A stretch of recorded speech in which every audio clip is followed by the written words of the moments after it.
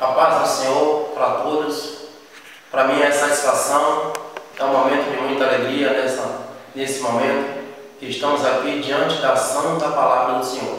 Sou grato a Deus por essa oportunidade que o Senhor Deus tem nos concedido e quero fazer menção na palavra de Deus no livro de Mateus, capítulo 8, 14. É um texto que fala sobre a sogra de Pedro. Não vou falar sobre este assunto de sogra, mas eu vou falar sobre cura, eu vou falar sobre servir. E é 8,14 que diz a palavra do Senhor. Jesus, entrando na casa de Pedro, viu a sogra deste jazendo com febre, e tocou-lhe na mão, e a febre o deixou, e lavrou-se e serviu-os. Então o texto diz que Jesus, quando adentra a casa da sogra do Pedro, ele encontra a mesma que estava com febre. E Jesus, quando toca, a Bíblia diz que a sogra imediatamente ela ficou curada. O interessante da história é que Jesus, ele nunca entrou numa casa para deixar problema. Toda vez que ele chegava era para resolver o problema, e não foi diferente nesse texto. Estava com febre, a sogra do Pedro ele toca e a febre foi embora. E o texto diz que ela serviu depois que ficou curada.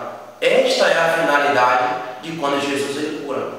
Isaías diz que Jesus tomou sobre si as nossas dores e a nossa enfermidade, e o castigo que nos trouxe a paz estava sobre ele. Isso não significa que não temos dores, não vamos ter problema, não vamos enfrentar, mas significa que quando nós temos um real encontro com Jesus, nós temos a verdadeira paz, que ela só quem pode dar é Jesus. Isso não significa que não vamos ter uma enfermidade física, mas significa que a enfermidade espiritual, Jesus curando, todo o problema é resolvido. Porque diz a palavra do Senhor, de que aproveita o homem granjear o mundo inteiro e perder a sua própria vida. Quando Jesus ele cura a ferida de uma pessoa, de um ser humano, é para que essa pessoa venha glorificar, venha testemunhar daquilo que ele fez e venha servir. E foi o que aconteceu com a sogra de Pedro. Então, olha bem o que diz o texto: e tocou-lhe na mão, e a febre deixou, e lavrou-se e o serviu. Então, quantas pessoas estão curadas? Quantas pessoas estão saradas? Só estão esquecendo de uma coisa: que Jesus o curou, que Jesus sarou para servir ao Mestre. Jesus o lavou para que essas pessoas dêem testemunho daquilo que ele fez, e que por intermédio daquelas mesmas pessoas que foi lavada, que foi curada, outras pessoas também recebam a bênção que Deus ele tem preparado. Então é interessante nós focar nessa questão aqui, de que toda vez que Jesus faz um milagre em nossa vida, é para que o nome dele seja glorificado. Quantas pessoas se encontram hoje lavadas? As pessoas estão na mesmice. As pessoas esquecem de que houve uma cura, houve uma transformação, para que o nome de Jesus seja engrandecido. Não para que essas pessoas fiquem em casa, não para que os seus maridos vejam que é uma mulher de Deus, não para que as suas mulheres vejam que é um homem de Deus, ou para que outras pessoas vejam que você prega bonito.